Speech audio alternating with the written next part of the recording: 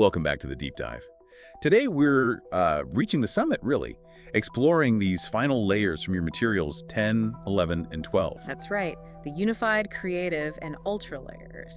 And our goal, well, it's to unpack what the sources say about oneness, conscious creation, and this idea of limitless potential. Yeah, they really build on everything we've covered, from the physical right up to, well, the very big picture. So let's jump straight into layer 10, unified reality.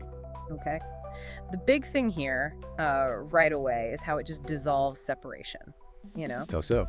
Well, the sources talk about this deep interconnectedness, like a huge web. Every single point, every being, every dimension, it's all linked. A web analogy. Okay, so actions ripple outward. Exactly, that's the idea. It's not just separate things bumping into each other. It's more like one system.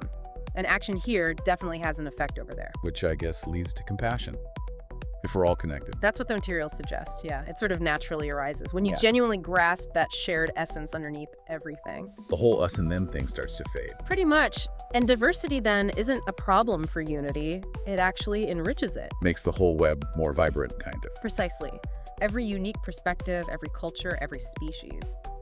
It adds to the complexity and the beauty. Harmony becomes the natural state, or at least the potential state, if we align with it. Okay, so building on that interconnectedness, layer 11, creative reality. This sounds like where we come in more actively. It is. This is about manifestation, co-creation. And imagination is key here. But not just daydreaming, right? No. The sources frame it as almost like a tangible force. It's how you perceive and start to assemble possibilities, like the first sketch of an invention. Visualizing potential. But there's a responsibility that comes with it, big time. Right. What kind of responsibility? Aligning your intentions, the materials stress, connecting what you want to create with, like, the highest good, with that universal harmony from layer 10. Ethical creation. Yeah, and listening to intuition, not just forcing things, but aiming for outcomes that benefit the whole web, not just yourself. So it's a partnership. Co-creating with the universe, not just telling it what to do. Exactly. Less control, more flow. Surrender and trust play a big part. It's like getting into that flow state where your intention meets what's possible. Yeah, the sources give pointers on manifestation. They do. Things like getting really clear on what you desire, visualizing it vividly, genuinely believing it's possible. And taking action, too, presumably. Oh, definitely. Aligned action. Plus, gratitude and, importantly, patience. Things unfold in their own time, you know? Okay, so layer 12, ultra reality. This sounds ultimate. Well, it's presented more as a limitless potential, continuous transcendence. Going beyond limits, physical, mental. All of them, any perceived limitation. It's about realizing your identity isn't fixed to your body or your current thoughts. It's about embracing, well, quantum leaps in understanding and being. So constant evolution. Perpetual evolution, yeah. Having that growth mindset, being adaptable, always integrating new knowledge, new experiences. Standing still isn't really an option in this view. And living in alignment. That comes up again. Crucial.